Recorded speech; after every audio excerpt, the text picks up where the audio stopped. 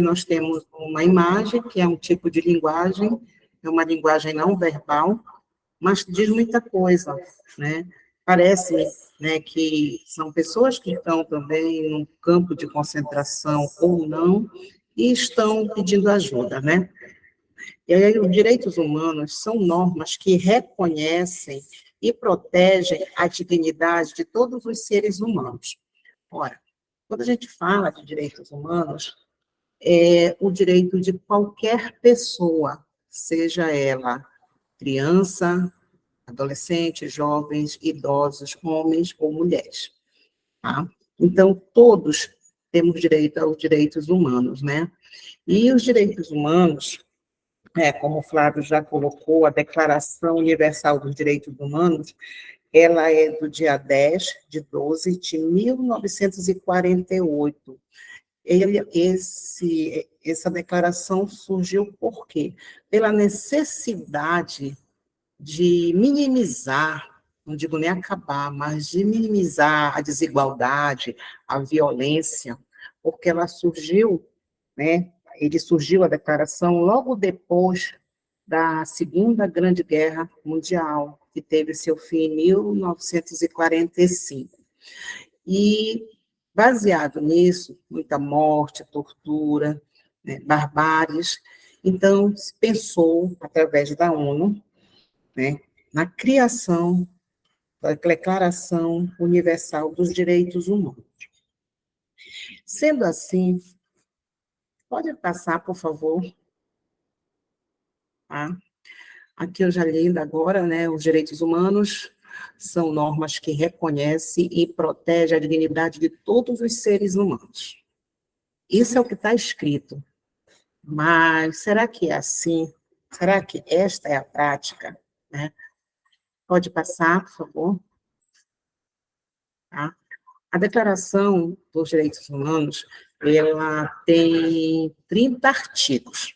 Eu peguei um aqui que vai ao encontro da nossa Constituição Federal de 1988, tá?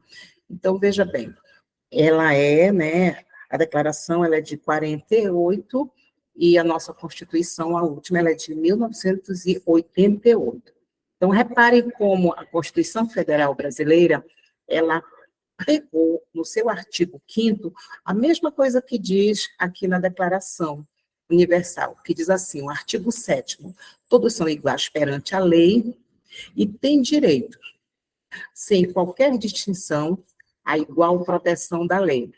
Todos têm direito à igual proteção contra qualquer discriminação que viole a presente declaração e contra qualquer incitamento a tal discriminação. Isso é o que está escrito lá na Declaração Universal. Tá? Pode passar, por favor? Olha a nossa Constituição Federal no artigo 5º, que diz assim, todos são iguais perante a lei, sem distinção de qualquer natureza, garantindo-se aos brasileiros e aos estrangeiros residentes no país a inviolabilidade do direito à vida, à liberdade, à igualdade, à segurança e à propriedade. É isso que diz, por uma não? partezinha.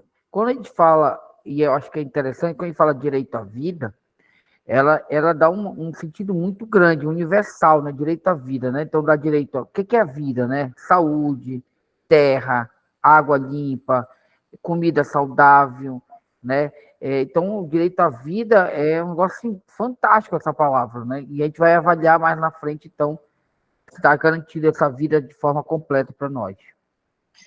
Sim. Então, voltando aqui, né, para a nossa Constituição, através do artigo 5º, é o que diz a lei, mas, infelizmente, a gente sabe que a realidade é outra. Eu vou pegar aqui e falar um pouco também da educação, né, que é a minha área, né? Eu sou professora de uma escola pública, e aí a gente vê toda a dificuldade que nós temos para que nós possamos fazer o mínimo, fazer com que o aluno aprenda.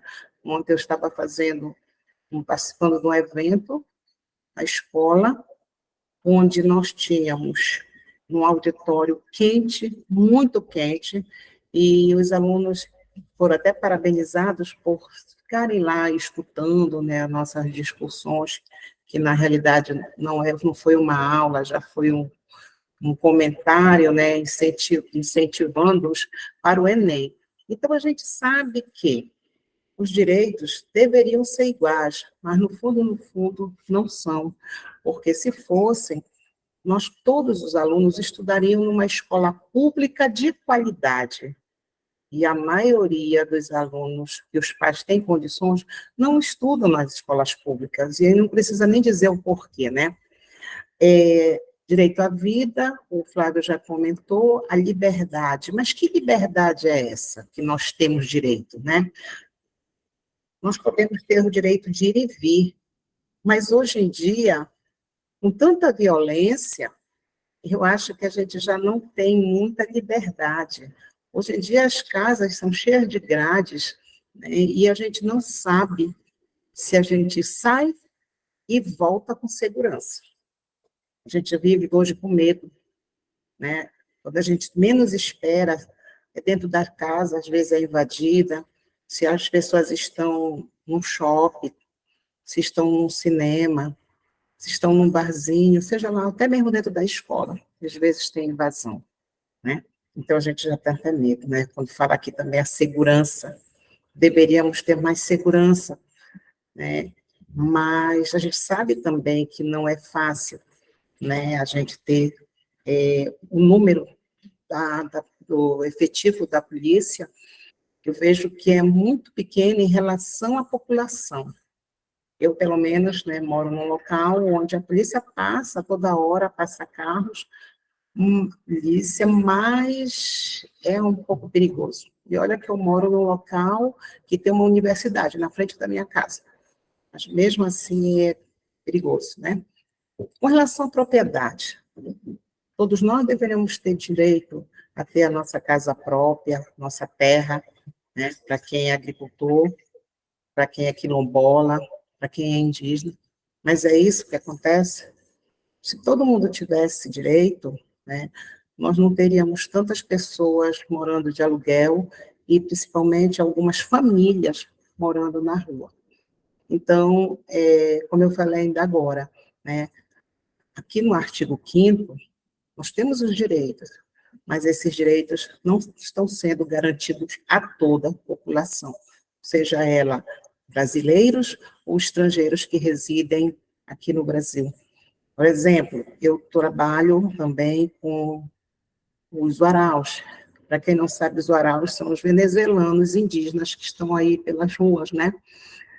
E eles estão aqui conosco desde 2017 e começaram a estudar, né, através do Ministério Público, né, que determinou que eles deveriam ir para a escola, e até agora a maioria vive nas ruas, né?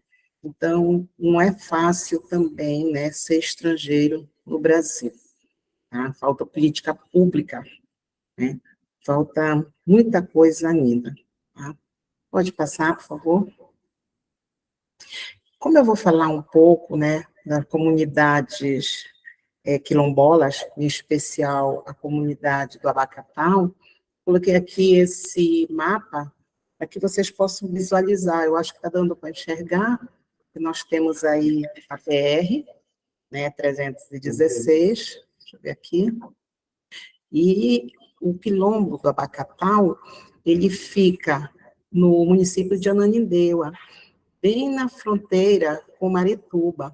Tá? Então, nós temos aqui, entra pelo Uarau, é o Aurá, desculpem, né, até chegar lá na comunidade. Se eu não estou enganada, da BR para dentro da comunidade, são 7 quilômetros até, são chão batido. Pode passar, por favor? Aqui, a partir daí, já melhorou a frente, né, que ainda era de madeira, agora eles fizeram uma grade, mas para dentro, né, só entra com autorização dos quilombolas. Por que que eles colocam essa proteção? Para evitar roubos, assaltos, não que isso vai evitar totalmente, né, mas minimiza um pouco. E até chegar aí no Quilombo, só dá para ir ou de carro, de moto, e alguns deles se aventuram de bicicleta. Tá? A comunidade da Bacatau, ela tem mais ou menos, desculpa, uma faixa de 150 famílias lá dentro, né? E ela foi titulada, ela recebeu o título em 1999, tá? Um pouco recente, né? E esse quilombo, ele tem aproximadamente 311 anos, uma coisa assim, 300 e poucos anos, né? E é uma herança de um conde que ele vivia em Belém, mas se apropriou da terra, né? Então, na época, para chegar, era pelo rio, o rio Uriboca, né? Que deságua lá no Rio Guamá. Então, ele ia e lá ele tinha os escravos, né? Eram as pessoas que eram escravizadas, que naquela época chamavam escravos. E vocês sabem, né, que muitas dessas escravas, elas tinham que servir aos seus senhores. E esse conde, ele teve uma mulher, uma escrava, com quem ele tinha um relacionamento, ao qual ela gerou 3 filhas para ele, as 3 Marias. E aí, antes dele morrer, ele deixou como herança para essas 3 filhas essa terra, que se tornou hoje o Quilombo do Abacatau. Tá? Pode passar, por favor? Aqui, né, eles escreveram na terra, né, os que estão hoje lá, escreveram Abacatau com as sementes, com pedaços de galhos, para mostrar, né, a importância desse quilombo, a importância deles estarem lá. E lá, na época do conde, lá era um engenho. Né? Hoje não tem mais um engenho, tá? Só as ruínas. Pode passar, por favor? Aqui eu coloquei essa imagem, porque eu não sei se alguém que está aqui assistindo conhece, né, o Quilombo. Aqui é uma estrada, essa estrada, né, o caminho, aliás, ele é muito famoso, o Caminho das Pedras. Por quê? Porque o conde, quando ele chegava ao local, né, através do rio, ele descia, então tinha que pisar na lama, e muitas das vezes os escravizados colocavam um pau, acho que você já deve ter visto isso, principalmente nos livros de história, né, e penduravam a rede. Então, um ficava na frente e o outro atrás, carregando o conde, para que ele não pisasse no chão, na lama. Só que muitas das vezes, devido a muita lama, os próprios quilombolas, os próprios negros, eles caíam, então se machucavam e acabavam também sujando o conde, né? Então o conde ordenou que fizesse esse caminho, chamado Caminho das Pedras, que quem for lá vai ver que até hoje existe. Então esse caminho ele sai do Igarapé Uipoquinha e vai até um certo, um caminho bem, bem grande, para que as pessoas na época já não precisassem mais, mesmo carregando o conde na rede, eles já tinham menos chance de cair. Tá? Então, eles vão até mais ou menos o centro lá da floresta, nesse caminho, para que o conde pudesse ter contato com a sua amada, né, a Dona Olímpia, e ele ficava lá, passava um dia, depois voltava para Belém, e assim sucessivamente. E aí foi quando ele, como eu falei anteriormente, né, depois que ele faleceu, essas terras ficaram para as 3 filhas, que foi de geração para geração, e até hoje, né, as pessoas que estão lá são herdeiros diretos ou indiretos. E como eu falei ainda agora, essa comunidade quilombola, ela já é titulada, tá? Pode passar, por favor. Queria falar um pouquinho para vocês, né, que a gente fala muito hoje em racismo ambiental. Isso aqui, gente, é um esgoto, né, que estão fazendo estão fazendo, se eu não me engano, um condomínio popular com 2.000 e poucas casas ou apartamentos, e aí estão desmatando. E o esgoto, né, está caindo justamente dentro do quilombo. E com isso está prejudicando a agricultura, está prejudicando, hoje eles já nem pescam mais lá, porque não tem mais peixe, está prejudicando o solo, né? Então, a gente é visível daqui ó, a figura do esgoto, a foto também aqui da capa de curvão que estão tirando de lá, e isso faz com que prejudique. Então, quando a gente fala no racismo ambiental, o que é o racismo ambiental? É a falta de respeito com as pessoas que moram nessas comunidades, seja eles quilombola, ribeirinho, indígena, e quando as pessoas às vezes acham assim, mas para que eles querem tanta terra? Né? Flora, uma Não, consideração que eu fiz agora junto com você é que a nossa água, aqui em Belém, antigamente tinha os rios e agora são tudo canais poluídos, cada vez mais a região metropolitana não tem mais os rios que a gente possa nadar, até beber, né, pudesse nadar, tomar banho. Hoje, cada vez mais, nós estamos indo para longe, porque nossos rios estão sendo poluídos. E é bem aqui, né? Bem aqui na nossa região metropolitana, qual você está falando aí. Inclusive, né, o comentário dos moradores lá do Abacatal é que, primeiro, por conta do lixão que era no Aurá, e agora o lixão está lá em Marituba, né? Então, este lixão, ele está prejudicando o lençol freático. Então, muita coisa que eles tinham, como eu falei agora dos peixes, eles já não estão tendo mais condições, né, de pescar, porque não tem mais peixe. Até mesmo os próprios animais, que antigamente tinha como fartura, já estão sumindo de lá. E acho que uns 2 meses atrás eu vi uma reportagem de uma senhora residente lá, nasceu lá, já deve estar com uns 80 anos aproximadamente, e ela falando, né, que ela nunca tinha visto tão de perto uma onça, né? E não sei se é aquela pintada ou não, mas ela estava assim, muito espantada, porque os animais estão se aproximando, muito porque estão invadindo o habitat dos animais. Então, com isso, né, eles estão procurando se defender. Né? Eu não sei mais, eu vi umas 2 vezes uma reportagem sobre essa cultura onça, jaguatirica, não sei o que é, mas depois eu não ouvi mais falar. Estavam querendo capturá-la para tirar de lá, porque ela poderia avançar em um dos moradores, né? Então, a gente observa, é muito bacana quando chega o possível, né, o falar do progresso, mas isso também afeta muito as pessoas que vivem, né, nesses locais. E não vamos longe, o próprio lixão, né, que agora está em Marituba, aqui está sendo um problema para os moradores, e não só para quem mora lá. Né? A gente sabe que isso afeta todos nós, direto ou indiretamente. Tá? Pode passar, por favor? Aqui, né, é a estrada da Vacatal, que dá acesso à comunidade. Olha como é que está ficando. Há vários curvões, crateras no subsolo, fruto de atividades minerais para extração de areia e argila.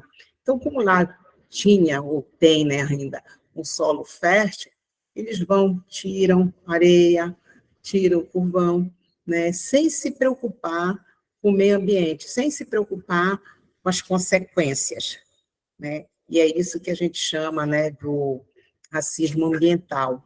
Não é porque eles moram lá, né, que às vezes as pessoas dizem, eles moram no meio do mato, que a gente pode chegar e fazer assim, o que quiser. E isso a gente está vendo não só no caso dos quilombos, a gente está vendo aí como, falando de mundo mesmo, como a natureza mudou, né, e a consequência disso está nos atingindo. Né? É no Brasil, é fora do Brasil, é muito calor, né? Isso tudo vem de anos e anos, das consequências, é consequência do que o homem fez, e continua fazendo, tá? Pode mudar, por favor? Aqui, né, essa figura já tinha colocado, a gente está vendo aqui, né, o resíduo, né, que eles estão abrindo estradas, que a ideia é abrir a João Paulo para chegar lá na Alçaviária. Só que já começa a ter também aí, não é só isso, a questão da João Paulo, mas também a questão dos conjuntos habitacionais, acredito que é o Minha Casa Minha Vida, e isso está impactando na comunidade. E é interessante, gente, que se alguém tiver oportunidade, vá conhecer o Quilombo. É muito tranquilo, é uma paz, né? Não vai dar tempo aqui da gente poder falar muito, mostrar muito, mas eles vivem da agricultura familiar, né? E o que eles produzem lá não tem agrotóxico, sabe? Pode passar, né?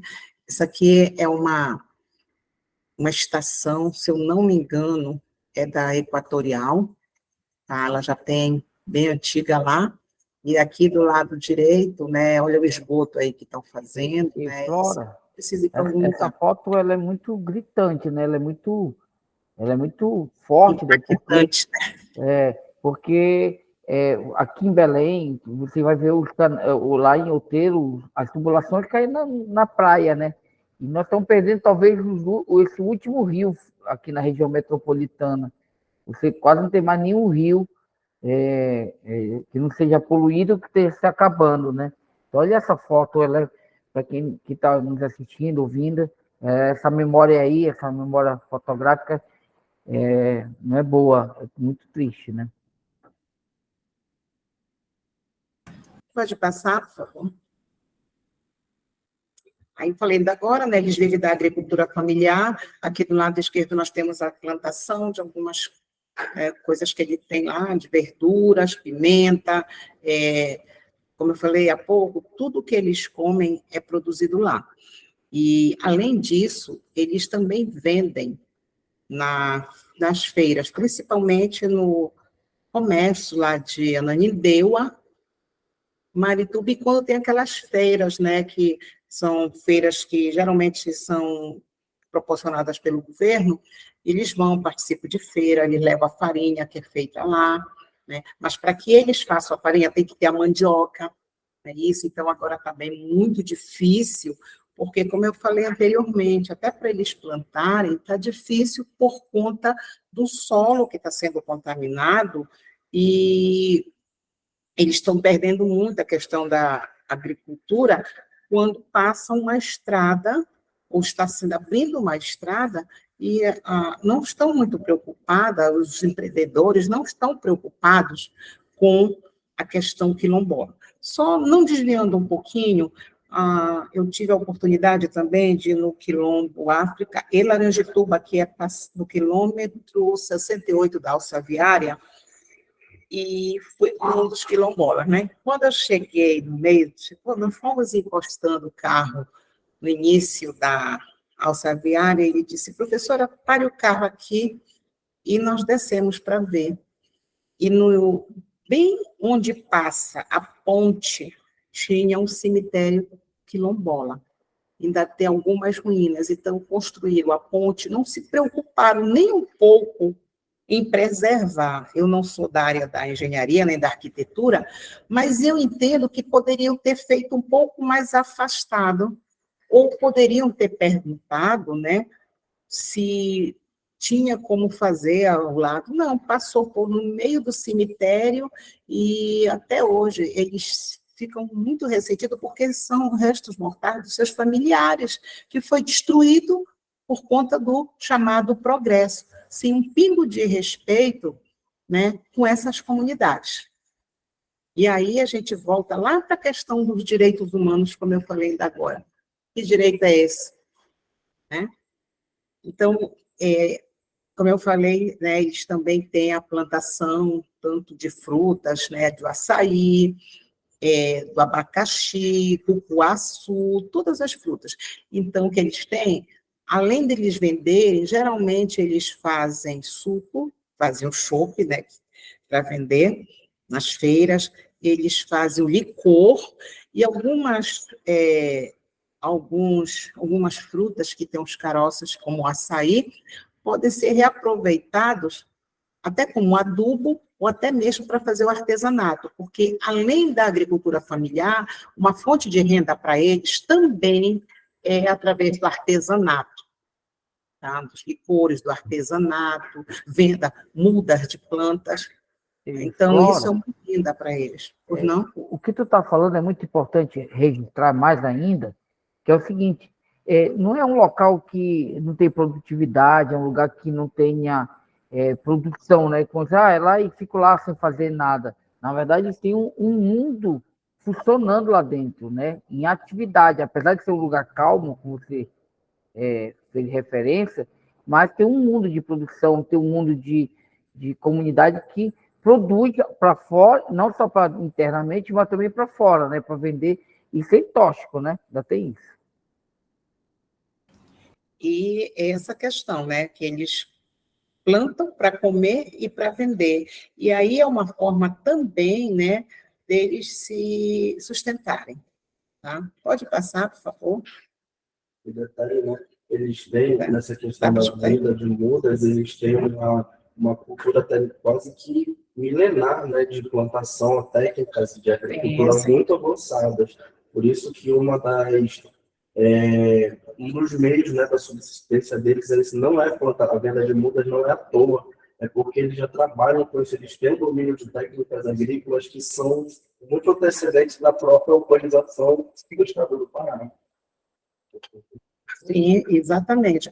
Aqui nessas duas imagens, né, nós estamos vendo aqui eles fazendo aí a colheita, plantando, e aqui o grupo se reúne para descascar a mandioca, né, que aí a gente tira o tucupi, a goma, a farinha, e é interessante que os quilombolas, eles sempre trabalham em grupo, tudo que eles arrecadam é dividido irmãmente entre eles, né? Diferente daqui da cidade, né? Que é cada um por si.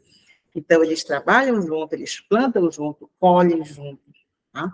E aí é que a gente tem essas duas imagens, mostrando bem esse trabalho aí coletivo. O que um tem, ajuda o outro que não tem. Quando a gente vai lá, a gente observa que as casas, elas não têm muro, elas não têm cercados, né? E aí, uma vez eu fiz uma pergunta, como é que tu sabes que o teu terreno vai até o limite X, né? Eles disseram, a gente, é no outro, eles sabem, né? E um não invade a terra do outro. O que a gente vê hoje, não só no quilombo Abacatal, mas na maioria dos quilombos, principalmente do Pará, que tem uma faixa de 300 e poucos quilombos, eu não lembro quantos tem, sei que são mais de 300, mas alguns estão perdendo a sua identidade. Então, é por isso que eles estão tentando, principalmente do Abacatal, que é o único quilombo urbano que nós temos aqui no Pará. Tá? Os outros são todos quilombos rurais, né? Então, também eu vou falar depois um pouquinho, né, da educação, da saúde, e foi através da educação que eles começaram a se conscientizar dos seus direitos como cidadãos. E aí eles estão lutando, brigando, não só pela titulação que eles já conseguiram, mas pelos seus direitos como cidadãos. E uma das lutas muito séria é a educação de qualidade e a saúde. Tá? Pode passar, por favor. Aqui o artesanato, vocês estão vendo aqui uma senhora tirando aqui o açaí, né? Aí eles vão, amassam o açaí, e com o caroço, eles fazem o artesanato, como eu já mencionei agora, né? Então, quando está na safra do açaí, é muito açaí que eles consomem, inclusive, eu não lembro o mês, eu já participei lá do Festival do Açaí, é muito legal, muita gente de fora vai para esse festival, e a gente compra os artesanatos, licores, e tem concurso, tem jogo de futebol, tem a beleza, né, das meninas lá, a Miss Açaí, e muita coisa, né? Então, é bem interessante, é uma coisa que eu digo assim, tão próximo de nós e tão desconhecido, né, do E Belenense, só né? um comentário interessante, só para. É a questão que nada se joga fora, né? Quer dizer, aqui em Belém, a gente encontra milhões de caroços na rua, né? Jogado. E lá ele faz todo o aproveitamento e gera mais renda ainda do aproveitamento. Que enquanto aqui joga no lixo, muito lixo, lá ele faz o aproveitamento, né? Interessante. E como ainda agora o João falou, né, eles têm muita técnica, né, então a gente pensa que, quando a gente fala em tecnologia, a gente pensa só nos computadores, smartphones, etc, etc. Então, a gente também sabe, né, que o berço da tecnologia foi na África, né, e eles têm um conhecimento, inclusive, a influência, né, dos negros que foram escravizados, que trouxeram esses conhecimentos, né? Então, eles têm muita tecnologia, que não é o computador, né, que não é o smartphone, mas eles têm tecnologia. E a gente também vê, como o Flávio acabou de falar, a questão aí dos caroços que estão na rua, mas já tem estudos, né, principalmente pela UFPA, do reaproveitamento do caroço de açaí. Por quê? Porque é lixo, se tornou lixo, o lixo incomoda. Então, se está podendo ser reaproveitado nas usinas, né, eu já vi alguma coisa sobre isso, e é bem melhor, porque de onde só se tira, e não se replanta, né, fica difícil, onde acaba. Eu lembro que, há alguns anos atrás, tirava-se, virou moda em falar em palmito, né? Aqui nós não tínhamos o hábito do palmito. E aí descobriram que o açaí também, lá no seu caule, tinha o palmito. Derrubaram muito açaizeiro para retirar o palmito. Depois foi proibido, sabe? Porque as pessoas retiravam e não replantavam, né? Isso. E hoje, eu estava assistindo, né, um programa. Pará, a gente sabe que é o maior produtor de açaí, mas se nós não abrirmos o olho, nós estamos perdendo já para o Amazonas. Inclusive, eu vi também uma reportagem de uma senhora que morou muito, uma japonesa, que morou muitos anos em Tomé-Açu, aprendeu toda a técnica e ela levou para a região sul, ou sudeste, não lembro, e ela tem plantações de açaí. E se nós não abrirmos os olhos, vai acontecer como aconteceu com o nosso látex. A gente sempre perdendo, né? Então, é por isso que a gente tem que investir, a gente tem que apoiar a vida dessas famílias, né? Conhecer, pesquisar, para não deixar morrer essas culturas, né? Porque senão as pessoas vão, levam o nosso conhecimento e a gente fica aqui sem nada. Tá? Pode passar, por favor. Também lá no Abacatal, assim como na maioria dos quilombos, né? Eles são muito voltados para a música, né? Inclusive, lá no quilombo do Abacatal, tem uma banda chamada Toró-Açu. Toró por causa do nosso toró, né? Que é a chuva, né? Então, eu conheci também os componentes dessa banda, né? De vez em quando eles se apresentam, e com relação ali, vocês estão vendo, né, as pessoas vestidas, eles fazem parte de religião de matriz africana, o candomblé, o a umbanda, mas hoje está se perdendo isso, porque as igrejas evangélicas, elas estão adentrando, né, e como às vezes essas pessoas vivem numa condição muito precária, e aí eles acabam indo, né, muitas coisas são prometidas, não só a igreja evangélica, mas às vezes até a própria igreja católica, e aí eles acabam indo, né, para esse outro lado e deixando as suas raízes. Mas só que lá no quilombo do Abacatal, a líder deles, que inclusive deve estar concluindo já o curso de pedagogia, a Vanusa, ela ela faz parte, eu não lembro se é candomblé ou umbanda, e ela estava explicando um dia desse que tudo que eles vão tirar da mata, eles pedem licença, se eles vão para o igarapé, que hoje aquele igarapé o Uriboquinha já não serve mais nem para tomar banho, porque já está contaminado.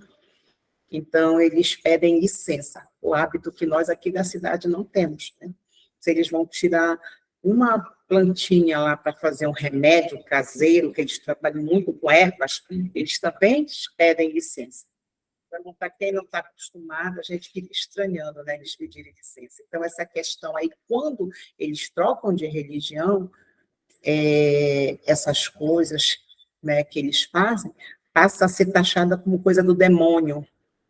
E a gente tem que ver isso, porque, inclusive, o racismo religioso ele é crime, a intolerância religiosa é crime.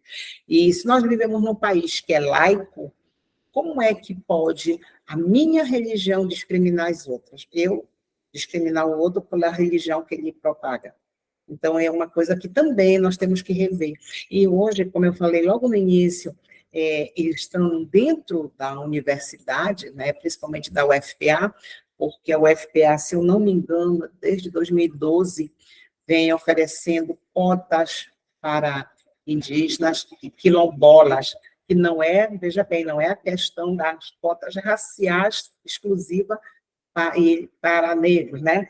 Eles também têm uma cota exclusiva para quilombola, porque nem todo preto é quilombola. Então, eles, como é a prova dos quilombolas? A prova deles é uma prova de redação, e se eles forem aprovados nesta prova de redação, aí eles têm a segunda avaliação, que é a prova, que é a entrevista. Tá?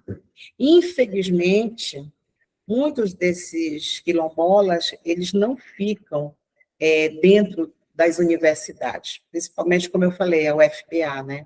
Por quê? Porque é muito difícil, né, eles se locomoverem de dentro do mato, é onde eles vivem, até chegar na UFPA. Tá? Então, é muito difícil, eles têm uma ajuda de custo, mas nem todos conseguem, bolsa, né, que a gente chama, então nem todos têm, não sabem os seus direitos, e sem contar que também alguns sofrem, ou a maioria sofre, discriminação por parte de alguns professores. A permanência é difícil, né? A permanência na universidade torna-se muito difícil, né? Pela distância, pelas condições financeiras. Boa tarde, senhor Ronaldo. Ronald, né? Então, essa questão, né, é muito difícil. Em 2014, foi criada, dentro da UFPA, uma associação quilombola, né? Inclusive, eu fui convidada para ir lá conversar com eles, porque eles não sabiam o direito deles. Então, talvez até hoje nem saibam muitos, né? Mas já teve um bom ganho. E aí, uma aluna falou para mim e disse assim: professora, eu não sei o que eu estou fazendo aqui, eu sou burra. E aquilo assim me deixou muito mal.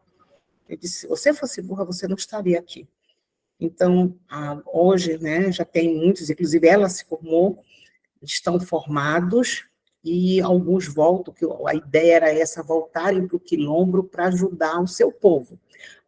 A maioria volta, mas é muito difícil, né? Por exemplo, se você escolhe um curso de odontologia, como é que vai trabalhar dentro do quilombo se o governo não lhe garantiu um consultório? Alguns quilombos têm posto de saúde, mas nesse posto de saúde, às vezes, só tem um técnico de enfermagem. Então, eles têm que ficar trabalhando aqui, porque lá dentro do quilombo é muito difícil. E, geralmente, quando eles fazem medicina, enfermagem, eles vão mais para o lado da medicina natural. Tá? Eu estava falando também agora da educação, né? Já na educação básica, eles têm, no Abacatal, lá só tem um nível fundamental, menor. Para ir para o ensino médio ou fundamental maior, eles têm que sair de lá do Abacatal e ir para a escola mais próxima, se não me engano, é no conjunto Júlia Cefé. Tem um ônibus da prefeitura que vai buscá-los e vai deixar. Mas quando o ônibus quebra, eles não vão para aula.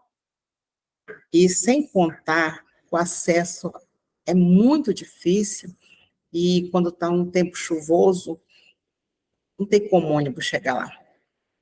Então, tem todos esses problemas, né, que eles enfrentam no dia a dia. Então, mas mesmo assim, muitos já estão chegando nas universidades. E isso, gente, é graças às ações afirmativas que fazem com que os alunos, ou seja indígena, ou seja quilombola, ou ribeirinho, possa ter o mesmo direito de entrar numa universidade, ou mesmo na educação básica, que um que não é quilombola, que não é ribeirinho, que mora na cidade. Precisa melhorar muita coisa? Precisa. Né? Precisa dar mais condições para esse povo? Precisa. Mas eu acredito que já seja uma grande conquista. Só o fato deles poderem entrar numa universidade, poder estudar e concluir um curso universitário, já é uma grande coisa. Agora, a outra é conseguir um emprego, né, que é uma outra realidade. Tá? Pode passar, por favor. Obrigada. Então, eu queria saber, alguém quer fazer alguma pergunta, o Flávio pode querer complementar, mas eu queria dizer para vocês também, podemos continuar aqui falando, né, porque ainda são 3 horas, mas eu queria fazer um convite para vocês, se tiver oportunidade, conheçam a realidade dos quilombos, né, que a gente conhecendo a realidade, a gente começa a ter uma outra visão. Queria aqui deixar um depoimento meu. Eu estudei na Federal, quando eu falo com meus alunos, eles acham graça, na época da ditadura militar, né, que é o que a gente fala, né, e ele diz, a senhora é antiga, né, e aí eu disse para eles, não é isso. Então, a gente às vezes tinha até um receio de falar e tudo, e não tinha cotas, não tinha ações afirmativas, e quando eu fui fazer a inscrição, a entrevista, para a especialização, quero dizer para vocês que eu não sou mestra, só o Flávio que é mestre, tá? Sou especialista. Eu disse assim para a professora Zélia Amador, que eu acho que aqui vocês conhecem, que é referência nas questões étnico-raciais. Eu disse que eu era contra as cotas. Ela me olhou assim, todo mundo me olhou, né? Ficou assim, ela vai ficar reprovada. E eu disse, eu sou contra porque quando eu estudei aqui na Federal não tinha cotas, eu não precisei, eu passei de primeira, né? Olha o meu egoísmo. E aí eles começaram a falar o porquê que eu estava falando aquilo, eu disse que eu não entendia. E aí eu acho que me aprovaram justamente para eu conhecer, e a partir do momento que eu conheci, um mês de cursos, eu já estava brigando pelas cotas. Eu falo isso para meus alunos, porque a gente, quando não conhece, a gente tem preconceitos, a gente discrimina. E quando eu falo para meus alunos de cota, eles dizem assim, professora, eu não preciso porque eu não sou burro. Então, a gente tem que saber também explicar que não se trata de ser burro ou não burro, porque para mim não existe ninguém burro. É a falta de oportunidade. Então, a gente vê hoje que muitas pessoas têm as oportunidades e as outras não têm.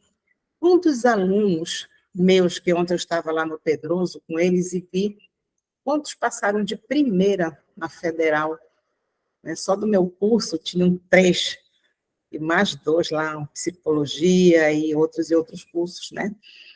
Mas também não tivesse ali um grupo de professores que está sempre mostrando para eles, um grupo de professores comprometido e fazendo eles verem que eles têm direito, sim, a estar naquele local que nos pertence também, eles não estariam. Porque, infelizmente, o preconceito, ele é tão grande, a discriminação, que ele te bota para baixo. E se tu não tiver um apoio, tu acaba desistindo. Como eu falei, então agora eu dei o exemplo que a aluna falou para mim, professor, o que eu estou fazendo aqui na UFPA? Eu sou burra. E não é. Né? Então, eu acho que falta o que mais conhecimento para todos nós, a partir do momento que nós conhecermos um pouco, um mínimo sobre, né, os direitos humanos, o que é que ele trata, o que ele fala, quais são os benefícios da Declaração Universal dos Direitos Humanos. Ainda bem que nós temos direitos, mas também nós temos deveres. né? Então, eu acho que é por aí, sim, que o conhecimento, ele é tudo. E quando eu sempre falo com meus alunos, o conhecimento, ele é adquirido através de quê? Da educação, né? Então, é isso que eu tinha para falar para vocês. Se quiserem fazer alguma pergunta, eu poder responder, eu estou aqui. Obrigada. Eu queria só fazer um comentário antes das perguntas, se tiver também. É, eu vinha falando com a Flora e queria afirmar aqui que tem muitos avanços, muitos direitos, e o próprio Quilombo mostra isso, né? Jovens entrando na universidade, cooperativa, cultura, liberdade religiosa, e ao mesmo tempo muitos cortes, muitos retirada de direitos na hora do meio ambiente ser afetado, entrando. Então, essa é uma luta permanente, né, pelos direitos humanos em todos os seus aspectos, né? Então, o que a Flora falou foi muito bom, que nós tentamos mostrar que teve avanço a partir das lutas dos direitos humanos, tem retrocesso, é verdade, e isso é permanente, e nós temos que lutar. Não tem outra palavra, lutar para que nossos direitos sejam respeitados, com deveres, evidentemente, que também nós temos, mas, e para concluir, imagina, né, um jovem lá do Quilombo, negro, lá do Quilombo, quanta discriminação às vezes não pode vir a ser afetado numa universidade. E só vai diminuir a sua discriminação quando participa, por exemplo, dessa associação de estudantes de Quilombo, né? E eles são fortes. A Flora sabe disso, eles são fortes, são organizados, vão lá, cobram dos seus direitos, e cada vez mais eles estão crescendo, não só na federal, mas como ensino todo. E eu acho que é legal isso que a Flora fala, né? E eu confirmo aqui. É importante conhecer as coisas para não falar, às vezes, besteira, não criar fake news, não criar mentiras, e conhecer a realidade, por exemplo, do quilombos, que são importantes para o nosso passado e pensar no futuro melhor para todos e todas. E obrigado pelo convite, por enquanto. Alguma pergunta? Alguém quer complementar? Disposição. Vili. Boa tarde, professor Flávio, professora Flora. Que palestra maravilhosa, né? Esse tema que é sempre muito importante a gente estar discutindo, que é relação aos direitos humanos. E uma coisa que a gente, assim, da área de humanas, da área de história, a gente tem que se atentar também. Quando a gente pensa em direitos humanos, a gente pensa justamente todos os direitos que a Carta ela diz que deveriam ser universais, né, como educação, saúde, bem-estar. E um dos direitos que a gente, como historiador, pode pensar é o direito à memória, né? E isso ficou muito claro para mim na fala da professora Flora, quando ela fala o exemplo da ponte que passa em cima do cemitério, né, do povo, dos residentes tal, né? Da alça viária, e que demonstra como que a falta dessa preocupação, ela demonstra certamente, na minha concepção, a palavra-chave é violência, né? Violência não é um incômodo, não é um adendo, é uma violência, justamente por cercear um desses direitos, que é o direito à memória. Juntamente, quando a gente cerceia o direito à saúde, à educação, também são formas de violência. Então, é realmente muito interessante a senhora e o senhor trazerem esses exemplos para que as pessoas tomem ciência dessas situações que muitas vezes as pessoas nem sabem, né? Eu não sabia dessa situação, não lembro nem se isso foi noticiado, mas é muito importante esses adendos que vocês trouxeram para a gente, essas situações. Não tenho uma pergunta em si, mas eu queria dizer que realmente foi muito gratificante essa palestra que vocês deram hoje. Muito obrigado mesmo, gente. Vili, e nós estamos falando de área próxima da capital, né? Se a Flora dissesse assim, não, isso aqui é bem longe, onde não tem, mas é aqui, né? Bem aqui. Ou seja, a nossa memória vai se perdendo, né? E alguém está querendo que isso aconteça, que a gente perca a nossa memória para que venha ideias dominantes e acabe com aquelas que estão lá, historicamente, né?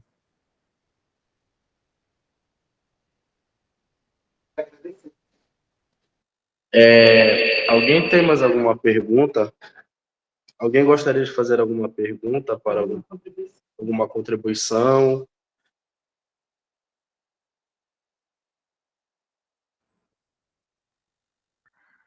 Se não, então, eu vou passar para os professores para eles fazerem os agradecimentos e darem mais alguma contribuição.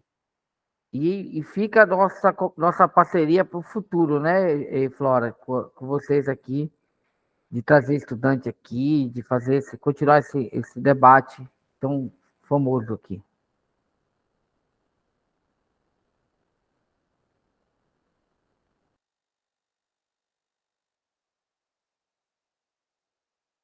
Obrigada.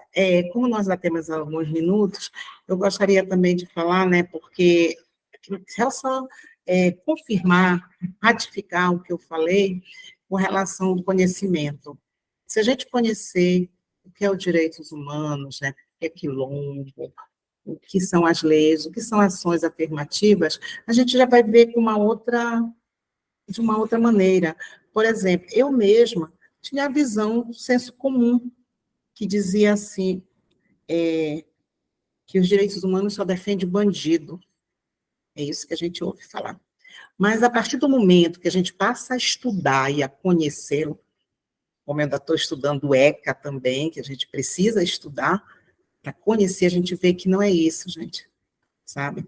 A gente vê que é uma coisa bem diferente. Então, eu sempre falo que é através do estudo do conhecimento que a gente pode ter a nossa opinião, porque a gente faz pré-julgamentos, nós temos preconceitos, sem conhecer, né? O que diz, o que a mídia diz, a gente vai acreditando, né? E a gente não procura saber a verdade, parece que a verdade é só uma, né? Então, eu também queria agradecer imensamente o convite, né, que feito da Polícia Militar, feito através do João, que é um parceiro nosso, né? Eu estou a presidente do IPEL, que é o Instituto Popular Eduardo Lawande, que nós colocamos agora, que é o Eduardo Lawande, o Flávio pode falar melhor do que eu não tive o prazer de conhecê-lo, ele foi assassinado, e a família do Flávio Lawande, em vez de ter essa visão do senso como bandido bom é bandido morto, resolveu, né, como é que eu posso dizer, procurar trabalhar essa questão com os jovens, porque o que é que acontece também com nossos jovens, principalmente os jovens periféricos, é a falta de oportunidade. E a gente sabe, eu como professora da rede pública, eu vejo onde aquele aluno, Flávio, que recitou aquele poema, o aluno da escola anterior que ele veio, ele sofreu muito racismo. Aquele garoto que... Sim, então tá. ele disse para mim que ele não gostava que chamasse ele de Marcos. E eu não entendia por quê. E depois ele me falou, ele não, os colegas me disseram que na outra escola chamavam de macaco. E isso mexeu muito com a vida dele. Entendeu? Então, a gente pensa que não, a gente só pode saber aquilo realmente quando a gente sente na pele. A gente imagina, mas a gente não sabe. Só se a gente estiver acompanhando, estudando. Então, hoje, eu estou, assim, muito feliz por estar aqui e estou vendo também a mudança da Polícia Militar, está sendo parceira das escolas. Eu conheci que hoje parece-me que é Coronel Simone, que estava sempre lá no Pedroso conosco. Todo mundo aqui sabe que o Pedroso já foi uma escola que já deu muito trabalho, né? E a gente sempre ali também, né, com a parceria deles, né? E eu acho que é isso, né? Nós não temos que ter medo da polícia. Eu acredito que a polícia tem que estar junto conosco, independente de onde a gente esteja, de onde a gente mora, né? Acredito que hoje está mudando, e por isso que eu estou dizendo que eu estou muito feliz de estar aqui, porque eu sempre ficava assim com certo receio, com medo, porque eu também já morei em periferia e a gente fica apreensivo. Então, quando a gente vê que está tendo uma parceria, principalmente PM, voltada para a educação, para os direitos humanos, é para parabenizar, sim, e que, se Deus quiser, esse intercâmbio possa se multiplicar, né? E como eu falei ainda agora, o Flávio pode falar um pouquinho da história do irmão dele, né, do instituto que é o qual a gente faz parte. Bem rapidinho, para a gente não. O Eduardo era militante de direitos humanos e um belo dia, lá no Mendara, na Marambaia, ele levou um tiro e depois faleceu. E de lá para cá, assim, bem cortando, a gente vem fazendo trabalho nas escolas, nas comunidades, para outros jovens não entrarem no caminho do mal, né? E para não dar trabalho também para a polícia. Então, e a gente faz esse trabalho nas comunidades, muitas escolas, muitas comunidades, faz dando oportunidade para jovens e adultos não entrarem no caminho do mal. E vocês todos e todas que estão me ouvindo aqui, o Vídeo, etc., estão convidados a participar e também agradecer, como diz a Flora, vocês por ouvir a gente, né, dos direitos humanos. Nós não temos nada que proteger bandido, ao contrário, achamos que eles têm que pagar a pena.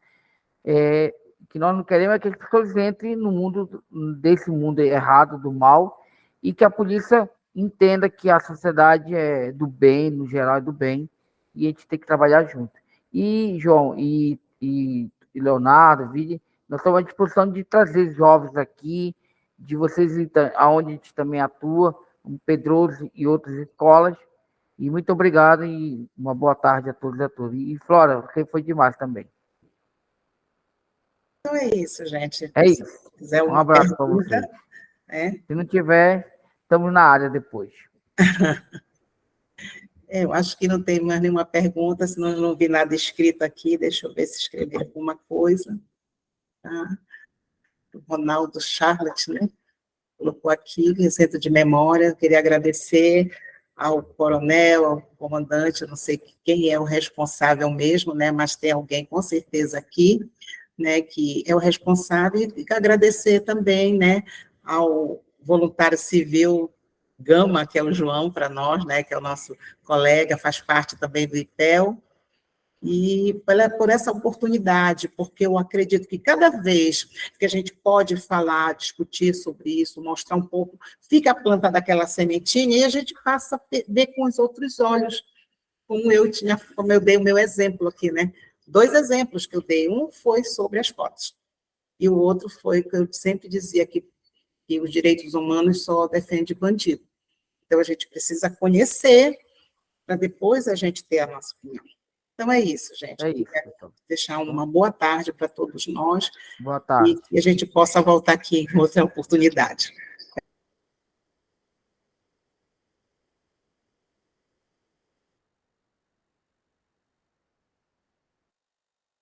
Boa tarde a todos. Eu gostaria de fazer um agradecimento aos palestrantes, professor Flávio, professora Flora, por se disporem a vir aqui hoje dessa maravilhosa palestra. Também queria agradecer ao chefe do museu, o tenente Leonardo, por ter nos cedido esse espaço, por ter nos cedido tempo para poder organizar aqui essa 17ª Primavera dos Museus. E se ninguém mais tiver alguma pergunta, eu irei encerrar a palestra de hoje. Um abraço, João.